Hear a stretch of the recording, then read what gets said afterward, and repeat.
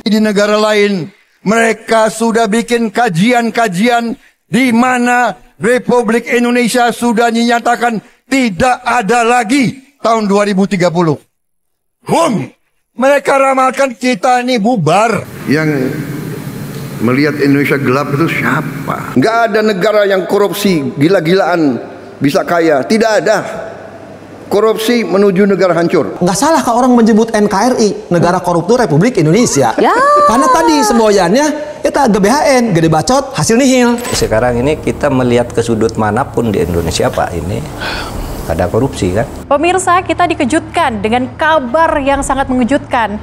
Adanya korupsi di PT Pertamina yang jumlahnya fantastis. Praktik kotor ini merugikan negara hampir 1 kuadriliun alias 1.000 triliun rupiah. Kita lihat dari segi kasusnya sendiri, pemirsa, nampaknya tak hanya berhenti dari Pertamax yang dioplos saja, tapi lebih dari itu, dari mulai kasus dugaan ekspor impor yang diatur sedemikian rupa, belum lagi harga yang di markup, sehingga negara harus melakukan uang yang lebih besar agar masyarakat yang bisa membeli BBM. Ini adalah orkestrasi kejahatan totalitas yang masif dan terstruktur. Tantangan paling besar menurut saya bangsa Indonesia adalah korupsi. Kalau rezim betul-betul mau membereskan negeri ini dari korupsi di migas dan Pertamina, saya berani jamin, saya dengan data ini akan penjarakan kalian semua. Betapa besarnya gaji yang diperoleh jajaran direksi Pertamina, lebih dari 1 miliar per bulan. Jaksa Agung ST Burhanuddin tidak menutup kemungkinan ancaman maksimal hukuman mati bagi para tersangka yang terlibat dalam kasus dugaan korupsi tata kelola minyak mentah di Pertamina. Dalam kondisi yang demikian bisa-bisa hukuman mati. Hari ini tentu saja kita memerlukan sistem yang kuat di Pertamina. Sistem itu harus kuat, ya, dan kemudian memerlukan manusia-manusia berintegritas. Kalau sekarang ada masalah tahun 2018 sampai 23, ya diproses saja sesuai dengan proses hukum yang ada. Siapapun.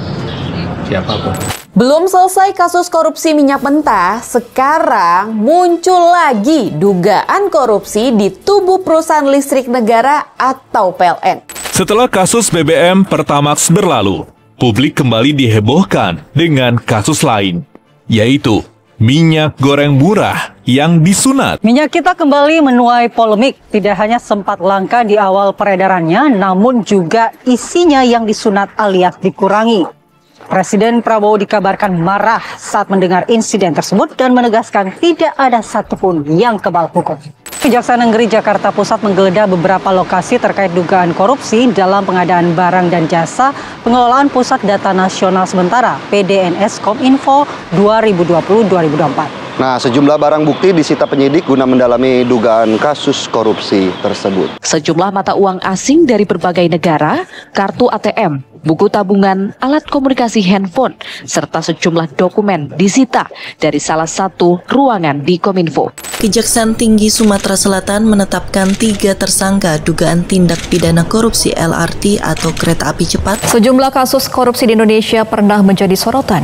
Bukan hanya karena pelakunya, tapi juga kerugian negara yang ditimbulkan dengan total fantastis. Komisi Pemberantasan Korupsi atau KPK menetapkan 5 orang sebagai tersangka kasus korupsi anggaran promosi Bank BJB atau Bank Jabar Banten tahun 2021 hingga 2023. Partai Golkar tak tahu menahu mengenai isu korupsi yang menyeret Ridwan Kamil selaku salah satu kadernya. Seburuk itukah memang kondisi negara kita, Pak Mahfud? Korupsinya seburuk itu, lalu hukumnya seburuk itu, mental atau integritas pejabat pengelola BUMN yang terkesan rame-rame merampok negara. Soal korupsi di Republik ini, saya sudah frustrasi, dunia akhirat tidak akan percaya. Kita berada di jalan yang benar, Indonesia cerah, kita akan kelola kekayaan dengan baik, dan kita akan bangkit sebagai negara maju. Penegakan hukum korupsi itu tidak sungguh-sungguh mempunyai peta jalan yang jelas, tetapi lebih banyak yang tertangkap duluan itu yang apes, yang lain lari serabutan, lalu saling tolong menolong, saling melindungi dan saling menghambat. Nggak ada negara yang korupsi gila-gilaan bisa kaya, tidak ada. Korupsi menuju negara hancur.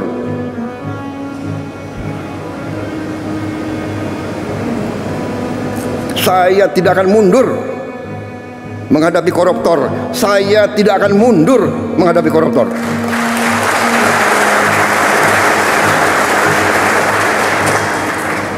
Mereka harus mengerti, saya ini siap mati untuk bangsa dan rakyat ini.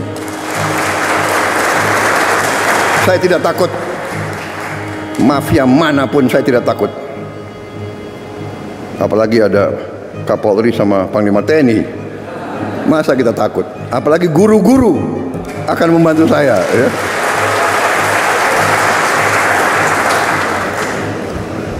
Saudara-saudara, koruptor-koruptor itulah yang buat guru-guru susah, dokter-dokter susah, perawat-perawat susah, petani susah.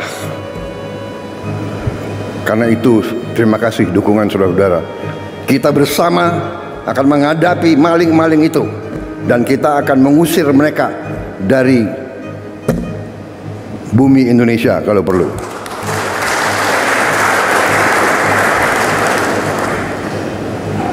Saya nanti juga akan sisihkan dana, saya akan bikin penjara yang sangat,